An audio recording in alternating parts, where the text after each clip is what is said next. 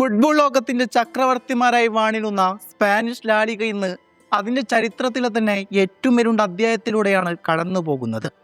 പന്താട്ടത്തിലെ സൗന്ദര്യവും തന്ത്രങ്ങളും സമന്വയിപ്പിച്ച് ലോകമെമ്പാടുമുള്ള ദശലക്ഷക്കണക്കിന് ആരാധകരെ ആവേശം കൊള്ളിച്ചിരുന്ന ഒരു ഫുട്ബോൾ സംസ്കാരമെന്ന് സാമ്പത്തിക തകർച്ചയുടെയും ഭരണപരമായ പാളിച്ചകളുടെയും ഇരയായി മാറിയിരിക്കുന്നു.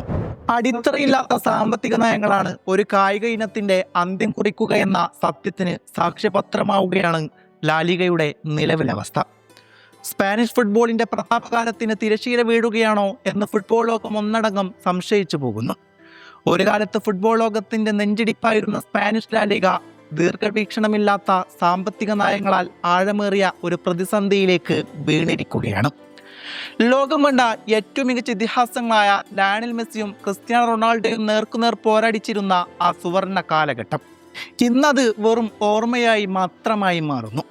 പ്രതാപത്തിന്റെ കൊടുമുടിയിൽ നിന്നിരുന്ന ക്ലബ്ബുകൾ പലതും ഇന്ന് കടക്കണിയിലും പാപ്പരത്വത്തിന്റെ വക്കിലുമാണ്.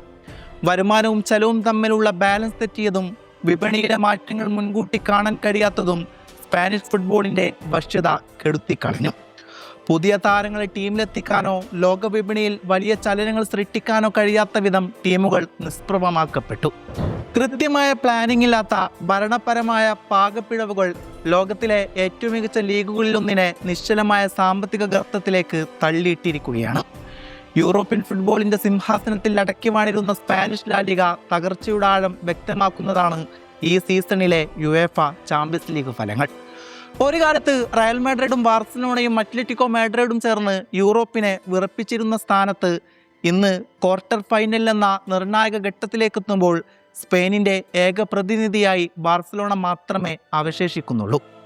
എന്നാൽ ബാർസയുടെ ഈ മുന്നേറ്റം പോലും ഒരു കിരീട കുതിപ്പായല്ല, മറിച്ച് തകർച്ചയ്ക്കിടയിലെ ഒരു അതിജീവനം മാത്രമായാണ് ഫുട്ബോൾ നിരീക്ഷകർ വിലയിരുത്തുന്നത്.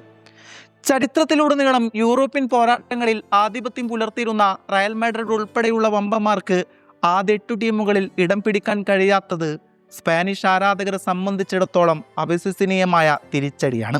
ഇതിന് നേർ വിപരീതമായി ഇംഗ്ലീഷ് പ്രീമിയർ ലീഗ് തങ്ങളുടെ 5 ക്ലബ്ബുകളെ ക്വാർട്ടറിൽ എത്തിച്ചുകൊണ്ട് യൂറോപ്യൻ ഫുട്ബോളിന്റെ പുതിയ അധിപന്മാരായി മാറിയിരിക്കുന്നു. ഈ 2 ടീമുകൾ തമ്മിലുള്ള നിലവാര വ്യത്യാസം ഏറ്റവും ദയനീയമായി പ്രതിഫലിക്കുന്നത് സ്പെയിൻ ഇംഗ്ലീഷ് ടീമുകൾ തമ്മിൽ ഏറ്റുമുട്ടിയപ്പോഴുള്ള 1-9 എന്ന സ്കോർ നിലയിലാണ്.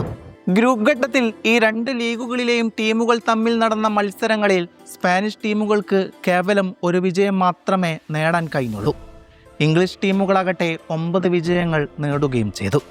അതെ, സ്പെയിനിന്റെ പന്താട്ടക്കാർക്ക് സുവർണകാലം അവസാനിച്ചുവെന്നും സാമ്പത്തികവും കായികവുമായ കരുത്തിൽ ഇംഗ്ലീഷ് പ്രീമിയർ ലീഗ് ഒരുപാട് ബഹുദൂരം മുന്നിലെത്തിയിരിക്കുന്നു. അതുതന്നെയാണ് ഈ കണക്കുകൾ സാക്ഷ്യപ്പെടുത്തുന്നത്. കൃത്യമായ ആസൂത്രണമില്ലാതെ സാമ്പത്തിക നയങ്ങൾ ഒരു ലീഗിന്റെ പ്രതാപത്തെ എങ്ങനെ തകർക്കുന്നതിന്റെ വ്യക്തമായ ഉദാഹരണമായി ലാലിഗ ഇന്ന് മാറിയിരിക്കുന്നു. യൂറോപ്യൻ ഭൂപടത്തിൽ സ്പാനിഷ് ലാലിഗ ഇന്ന് നേരിടുന്ന സാമ്പത്തിക തകർച്ചയുടെ ചിത്രം അക്കങ്ങൾ നിരത്തി പരിശോധിച്ചാൽ വ്യക്തമാകും. ഇംഗ്ലണ്ടിലെ 2ാം ഡിവിഷൻ ലീഗിനേക്കാൾ താഴേക്ക് ലാലിഗ കുപ്പുകുത്തുകയാണ്.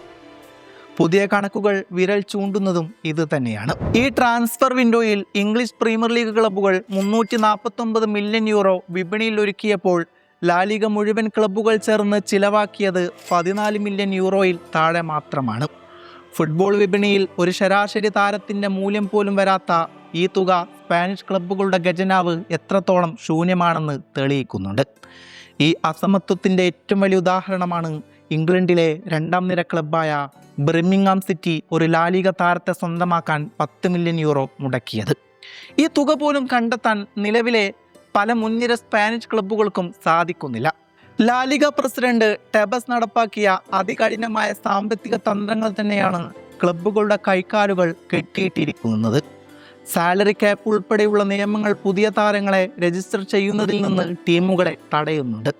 ഇത് മികച്ച താരങ്ങൾ ഫ്രീ ഏജന്റുമാരായി മറ്റു ലീഗുകളിലേക്ക് ചേക്കേറുന്നതിനും അതുവഴി ലാലിഗയുടെ കളി നിലവാരം കുപ്പുകുത്തുന്നതിനും കാരണമായി.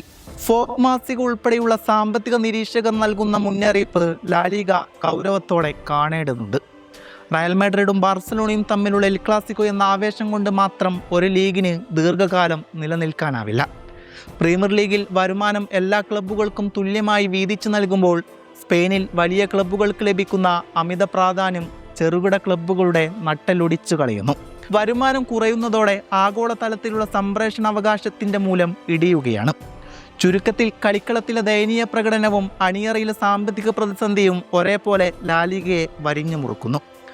ബാർസലോണയുടെ നിലവിലെ മുന്നേറ്റം ഒരു താൽക്കാലിക ആശ്വാസം മാത്രമാണ്. കാലഹരണപ്പെട്ട സാമ്പത്തിക നയങ്ങൾ അടിമുടി പരിഷ്കരിച്ചില്ലെങ്കിൽ യൂറോപ്പിലെ 1-ാം നിരയിൽ നിന്നും 3-ാം നിരയിലേക്ക് ലാലിഗ അധപതിക്കുന്ന കാലം വിദൂരമല്ല.